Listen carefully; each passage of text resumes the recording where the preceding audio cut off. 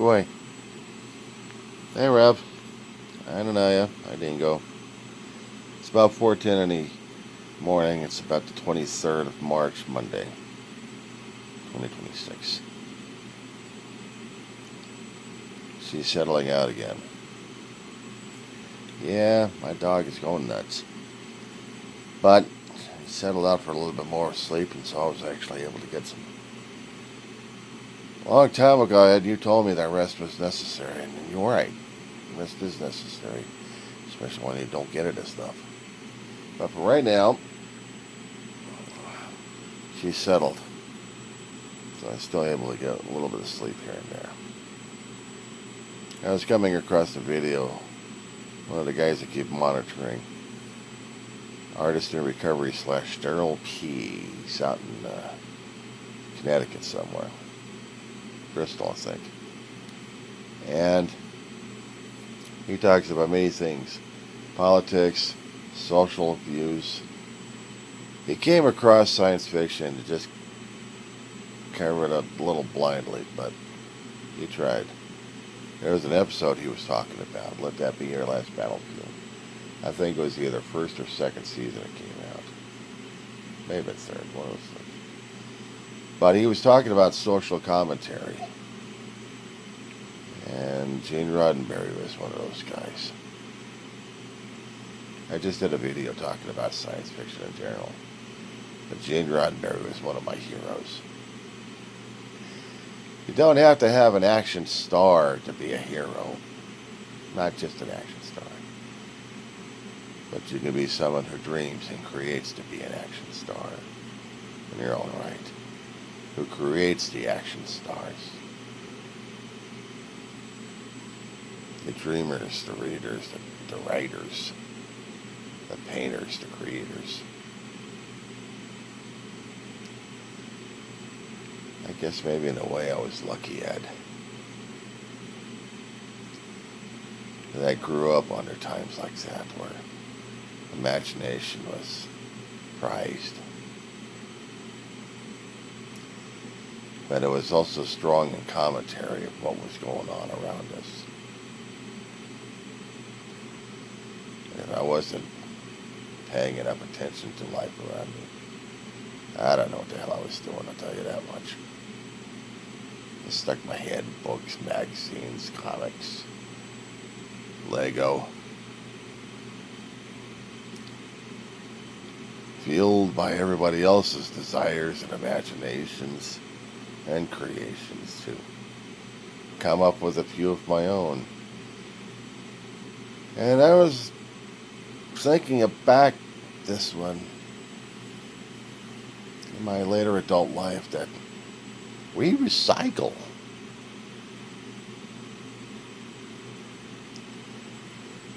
It's not new, but the things that we do to each other,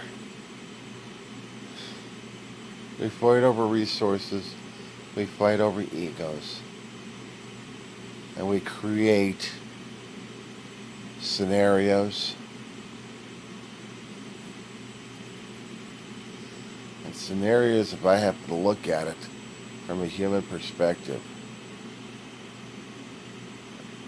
did we actually have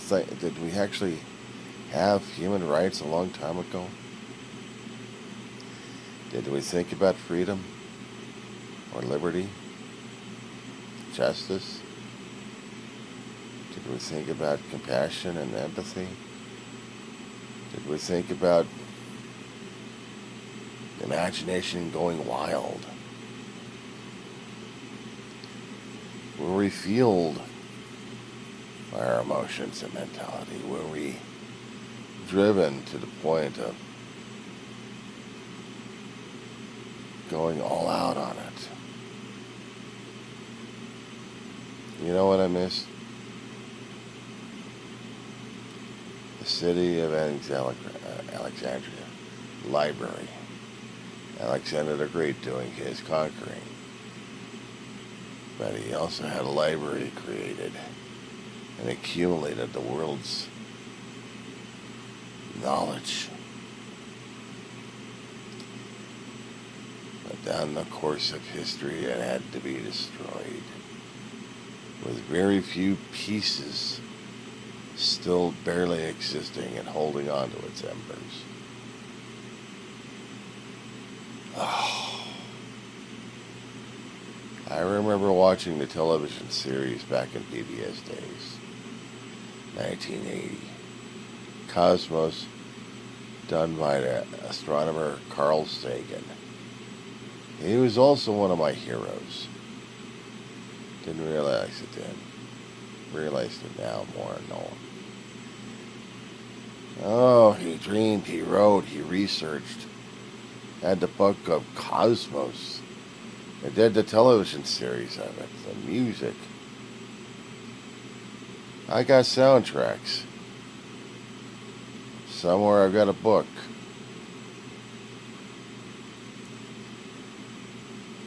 I read that book many times in my life.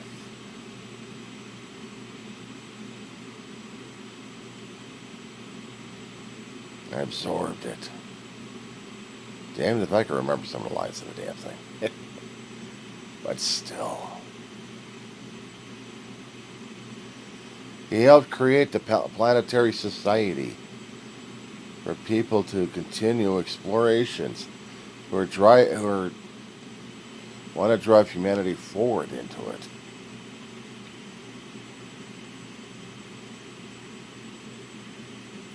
A lot of actors who have been in the sci-fi realm supported it as well.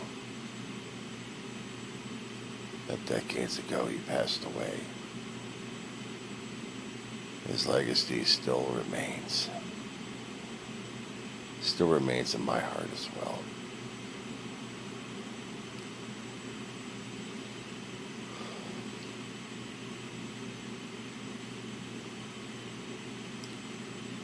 I dreamed about Horatio Hornblower versions in different visions.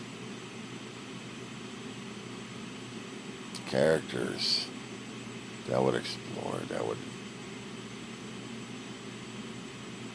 go beyond the limit of what was in front of them, break the barriers, fight the good fight.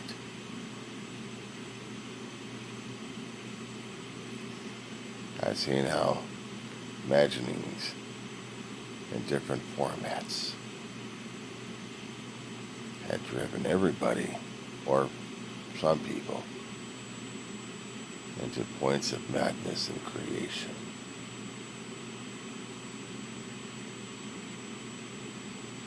I felt like I was burning back then. I'm fizzled. But maybe there's still a spark or two left inside of me that still yearns. That still wants to be part of that world. There's a song in Disney's The Little Mermaid. Ariel, the mermaid, singing about she wants to be part of the world of men. And eventually, she becomes one.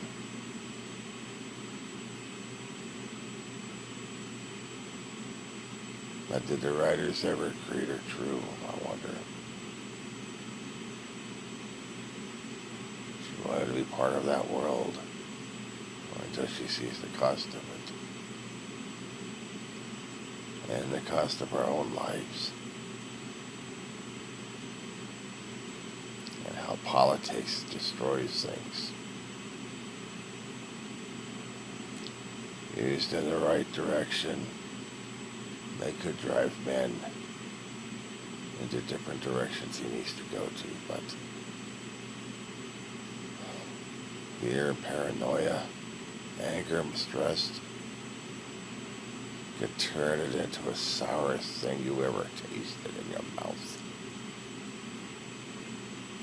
Worse than morning breath. Worse than morning breath.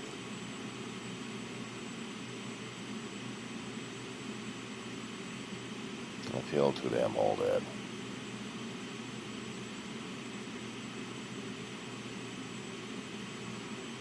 I feel like Where's Gandalf? Where's Gandalf?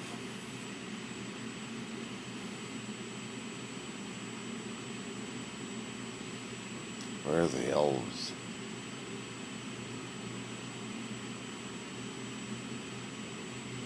Are they on their isolated island, their continent away from Middle Earth? Happy to live in their particular exile. White ships sailed into history and into mystery.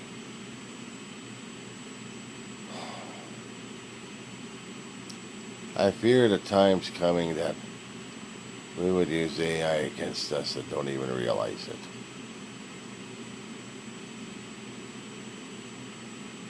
We'll turn it into a Skynet situation.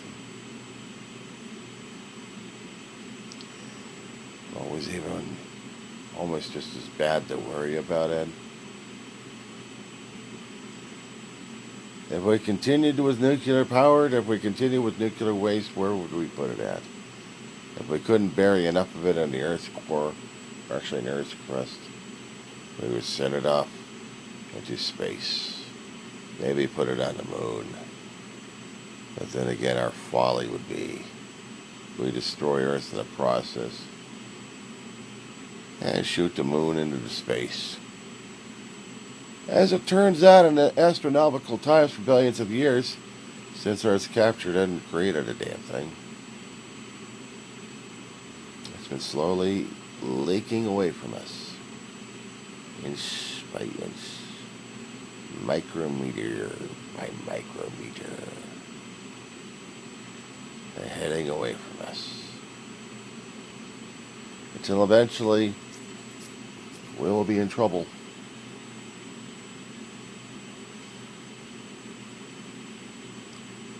Maybe I'm getting too ascetic. Maybe I'm getting too damn poetic. Maybe I'm getting too much.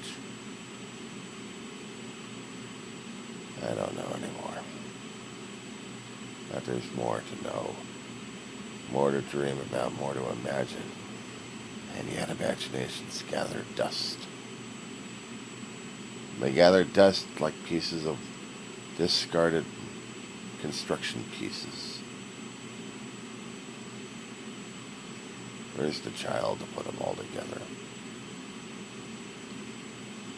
Where's the child? Where's the nimble, strong fingers with the fingernails to pull things apart? Filled with Lego and stuff. Filled with imaginings. Imagination to feel fire.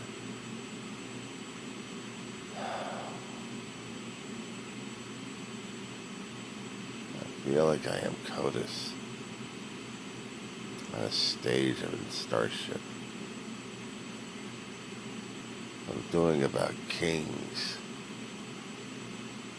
I'm talking behind masks.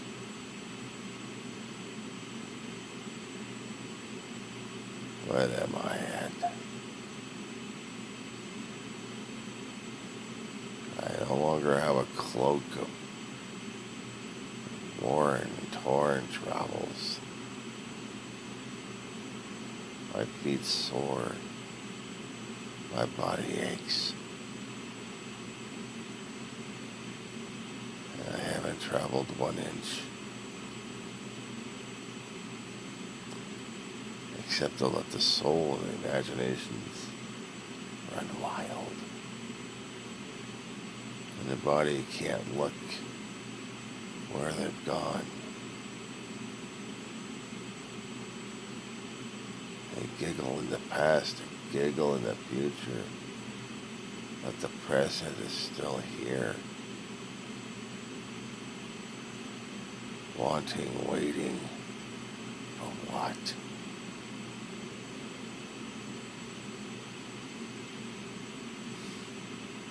I don't know. I'm getting too damn old. I'm getting too damn old, my friend. Curse of time that takes and leaks. It leeches. does the spirit go once the flesh is weakened? At which point of the cosmos does it go into? And where can the mind and soul be free where it's playing like the rest of the children of the cosmos, of the megaverse?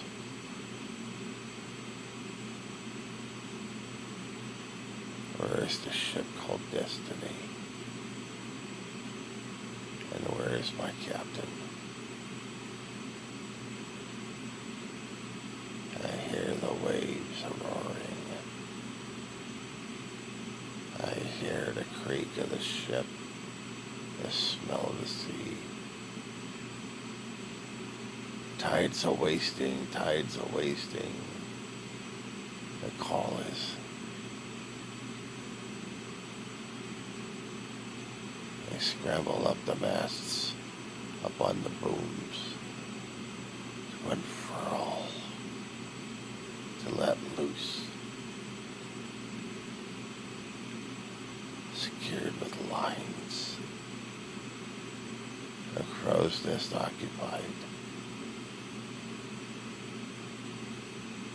as she has life feeling in the canvases, the wind, the waves, it all awaits